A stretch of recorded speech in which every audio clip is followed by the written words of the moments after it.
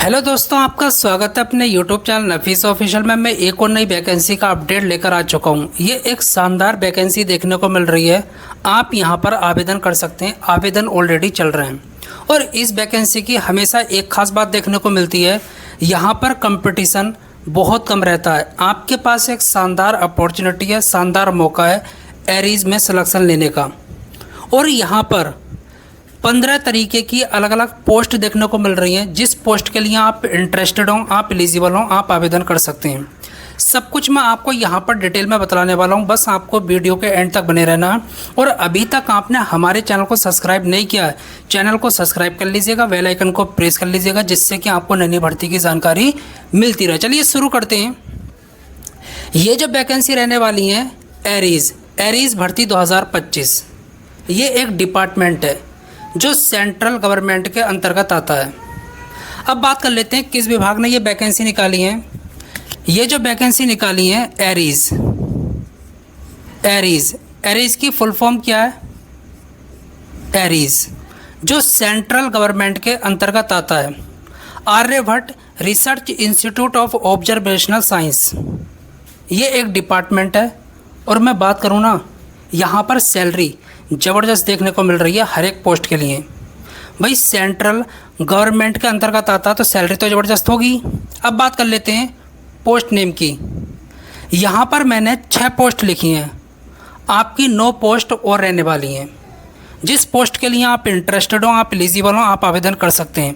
पहली post SSA senior scientific assistant, junior officer, multitasking staff, lower division clerk, अपर division clerk, personal assistant. 9 post और हैं। मैं आपको video के डिस्क्रिप्शन में नोटिफिकेशन का लिंक दे दूंगा, वहां से आप अच्छे तरीके से रीड करेंगे। जिस पोस्ट के लिए आप एलिजिबल हों, आवेदन कर सकते हैं।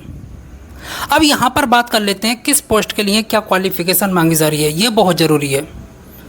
देखिए, हम जो बात करेंगे योग्यता की, अगर आप SSA पोस्ट के लिए अप्लाई करते हैं तब आपके पास बैचलर डिग्री PCM से होनी चाहिए। किससे? PCM से। जूनियर ऑफिसर, इसके लिए अप्लाई करते हैं, बैचलर डिग्री होना ज़रूरी है। MTS में 2 तरीके की पोस्ट देखने को मिल रही है, एक तो टेक्निकल और दूसरी नॉन टेक्निकल। अगर आप टेक्निकल पोस्ट के लिए अप्लाई करते हैं 10th के साथ साथ में ITI, किसमें? इलेक्ट्रॉनिक्स और वेल्डर। अगर आप MTS में नॉन टेक्निकल के लिए अप्लाई करते हैं 10th के साथ साथ 30 वर्ड पर मिनट आपकी टाइपिंग स्पीड होनी चाहिए इंग्लिश में। LDC लोअर डिवीज़न क्लर्क, इसके लिए अप्लाई करते हैं 12th पास किसी भी बोर्ड से, कितना भी %। इंग्लिश की टाइपिंग स्पीड 35 वर्ड पर मिनट और हिंदी की आपकी 30 वर्ड पर मिनट होनी चाहिए। UDC बैचलर डिग्री के साथ साथ आपकी टाइपिंग स्पीड 35 वर्ड पर मिनट होनी चाहिए इंग्लिश में। अगर आप पर्सनल असिस्टेंट के लिए अप्लाई करते हैं, बैचलर डिग्री के साथ साथ शॉर्ट हैंड स्पीड 80 वर्ड पर मिनट होनी चाहिए और इंग्लिश की 35 वर्ड पर मिनट होनी चाहिए। That's all.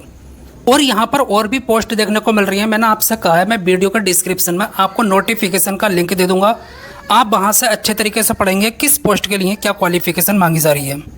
बाकी मैंने आपको 6 पोस्ट के लिए बतलाई दिया है, 9 पोस्ट और हैं। अब बात कर लेते हैं एज की, किस पोस्ट के लिए क्या एज मांगी जा रही है। देखिए, अगर आप जनरल से आते हैं, पहली 2 पोस्ट के लिए अप्लाई करते हैं SSA जूनियर ऑफिसर के लिए, तब आपकी एज मिनिमम 18 और मैक्सिमम 30 साल होनी चाहिए। MTS के लिए अप्लाई करते हैं तब आपकी एज 18 और मैक्सिमम 25 साल होनी चाहिए। बाकी सभी पोस्ट के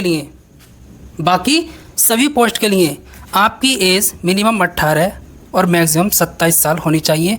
OBC वालों को 3 साल की छूट मिलेगी, SC ST वालों को 5 साल की छूट मिलेगी और जो कैंडिडेट फिजिकली हैंडीकैप में है, अगर आप जनरल से आते हैं 10 साल की छूट मिलेगी, ओबीसी से आते हैं 13 साल की छूट मिलेगी, SC ST से आते हैं तब आपको 15 साल की छूट मिलने वाली है। तो एज में तो कोई दिक्कत देखने को नहीं मिल रही है। मैंने आपको यहाँ पर क्वालिफिकेशन और एज बता दी। अब बात कर लेते हैं एज लिमिट की। आपकी मैक्सिमम और मिनिमम एज कब से काउंट होगी? देखिए, आपकी मिनिमम और मैक्सिमम एज 17 अक्टूबर 2025 से काउंट होगी। ये लास्ट डेट है अप्लाई करने की। ऑल इंडिया मेल और फीमेल कैंडिडेट यहाँ पर अप्लाई कर सकते हैं, किसी को मना नहीं है। आप किसी भी स्टेट से बिलोंग करते हो। अप्लाई मोड की बात कर लेते हैं। ऑनलाइन आप इसका आवेदन कर पाएंगे। कैसे? ऑनलाइन।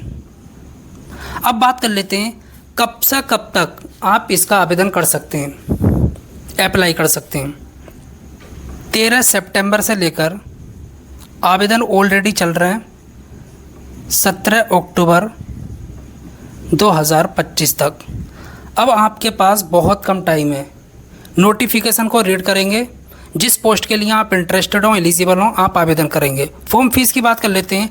अगर आप जनरल OBC से आते हैं तब आपके यहाँ पर 500 रुपये लगने वाले हैं फॉर्म भरने के लिए। SC ST EWS all category female आपका यहाँ पर 1 भी रुपया नहीं लगने वाला फॉर्म भरने के लिए। अब बात करेंगे सिलेक्शन प्रोसेस की। बहुत ध्यान से सुनना। सबसे पहले आपका रिटन एग्ज़ाम होगा, कंप्यूटर बेस्ड टेस्ट। उसके बाद में स्किल टेस्ट होगा, कुछ ही पोस्ट के लिए, सबके लिए नहीं। डॉक्यूमेंट वेरिफिकेशन होगा, मेडिकल एग्जामिनेशन होगा। अब बात करेंगे रिटन एग्जाम में किस सब्जेक्ट से कितने क्वेश्चन पूछेंगे, क्या निगेटिव मार्किंग यहाँ पर देखने को मिल रही है या फिर नहीं देखने को मिल रही। ध्यान से सुनना। इंग्लिश, क्या? इंग्लिश से 25 क्वेश्चन पूछाएंगे। GK इससे 25 question. Reasoning 25 question. Math 25 question. Total 100 question होंगे, 100 मार्क्स के। 2 घंटे बहुत टाइम है, 120 मिनट आपको करने के लिए मिलेंगे। और निगेटिव मार्किंग यहाँ पर